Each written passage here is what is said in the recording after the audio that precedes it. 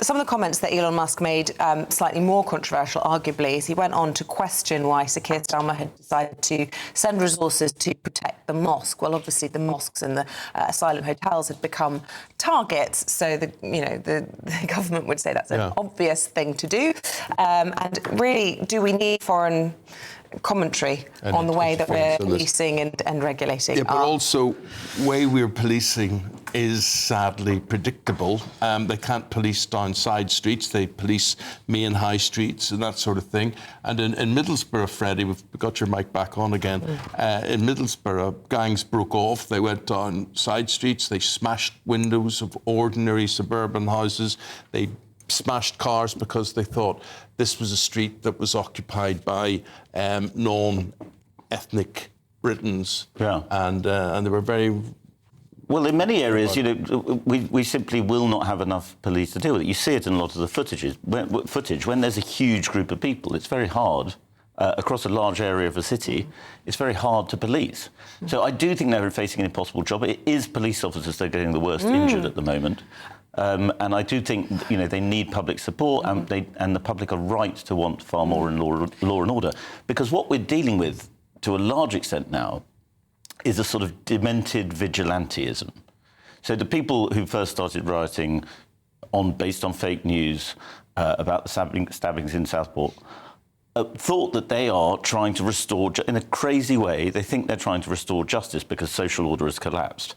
Ditto, the Asian gangs rioting in Bolton and Birmingham last night, they think that their community's under attack and they have to restore riots. Of course, within that, there's a large number of people just trying to cause trouble. But the way to deal with that is to establish law and order very firmly. And it's good that Keir Starmer's saying that.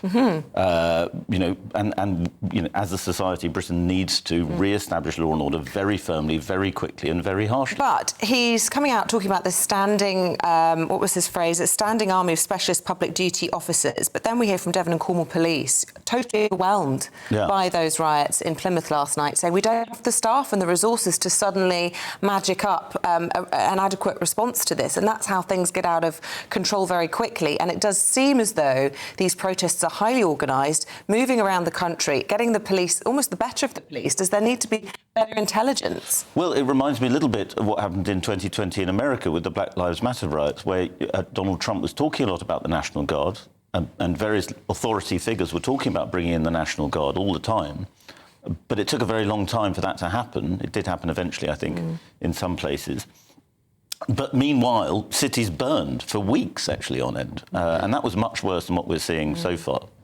What also amazes me is that there seems to be no reservation in sending in water cannon, CS gas, riot police into other parts of the United Kingdom, namely Northern Ireland. No hesitation at all, yet they would never send them into Yorkshire or Plymouth. Yeah, well, I think they just have those facilities on standby a bit better in Belfast than they do on... Well, they can be deployed. They can be redeployed. I know how they're stored in Belfast and how they could easily be moved around. Boris was said to be a fan of bringing water cannon in, wasn't he? Boris Johnson was keen to hose everybody down. He was very keen on going to see them being displayed, which is perhaps an insight into his character. What do you think the reticence is in actually deploying them on mainland Britain?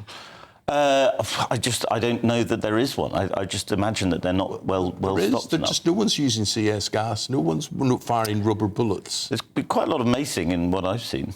Yeah. What about the comments that Nigel Farage made yesterday about two-tier policing? It seemed to irritate Sir Mark Rowley from the Met Police, who went on and knocked a microphone out of the hands of a Sky News reporter as he came out of that Cobra meeting. The reporter be traumatised now for years. I've never heard such blooming rubbish. No, it wasn't a matter of being traumatised, but he showed a bit of a temper. I mean, what's wrong with that? Well, he's a police officer. Well, start listening to irritating reporters. He said he was in a rush. Well, no, I mean... What did you think, Freddie? I think I agree. While I didn't agree with Elon Musk talking about civil war, I agreed with Elon Musk last night when he replied to Keir, because Keir Starmer released a tweet saying, an ex-post, I should say, saying, we will not tolerate we will not tolerate attacks on our Muslim communities. And Elon Musk replied, shouldn't you be concerned about all communities? And I do think that message needs to be made very clearly, that the police don't just get involved when minority groups are attacked. The police get involved when should get involved when there's disturbances on the streets affecting any community or any group. And I think that widespread perception that there is a two-tier policing may be a little bit inflated or quite largely inflated. Just to be clear, I mean, the current threat is directed towards immigrants predominantly. And we've seen I think Freddie's absolutely right. There are riots being instigated by Muslims as well, not to forget that, and they're not being reported upon. And there is certainly some media groups, not GB News, I'd add, some media groups will call them disturbances if they're being perpetrated by non-whites. And we'll call them riots if they're being perpetrated by whites. If churches were being targeted by Muslim communities, I don't doubt that they would send in protection for churches, but I haven't seen any of that happening. Well, churches have been smashed up and burned in the last 10 years, quite a lot. Right, but I'm talking about the current situation. Well, yes, but... churches are burnt down again in part of the United Kingdom in Northern Ireland, and no one sends anything in about them. So they're burnt to the ground. They're petrol bombed. I do think there is an understandable sensitivity when Muslim groups are attacked or mosques are attacked, and that is disturbing to see, and it's awful. At the same time, I think we need to look at these protests and riots as outbreaks of disorder and things that happened in Hare Hills, for instance. That was a group of Roma. There's just a law and order breakdown that is more generalised than just an attack on Muslim communities. So I think this sort of sudden hypersensitivity about attacks on mosques should be done in proportion to what's going on elsewhere. Freddie, what I don't understand is these grown men who are part of the English Defence League, the same England who Which fought doesn't apparently exist. Yes, it doesn't exist. Years ago, yeah. Well, they're represented. But they're the similar group. Yeah.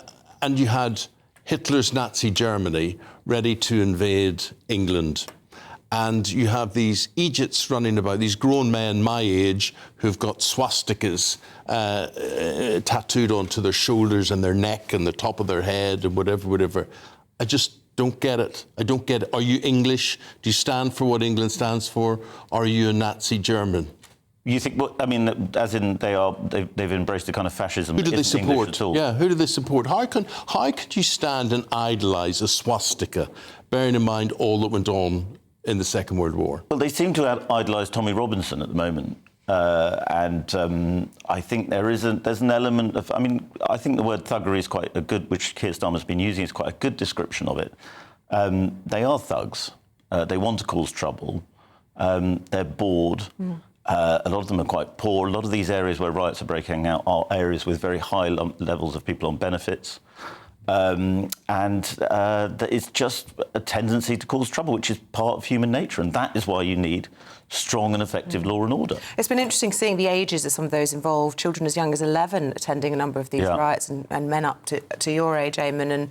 And it was interesting hearing the Director of Public Prosecutions yesterday saying this is going to ruin your life and you could be in jail for years, you may not be able to travel to foreign countries, you'll have a criminal record, do not get involved, you will live to regret this day.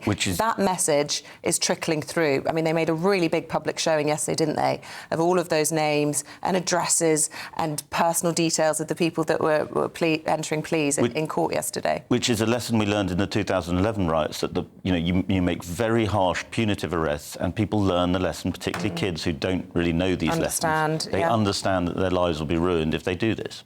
Well, you can contribute to all that we're talking about by having your say. Please do get in touch with us as well. And Freddie will be back at the top of the hour. We'll be picking his brain again and getting his thoughts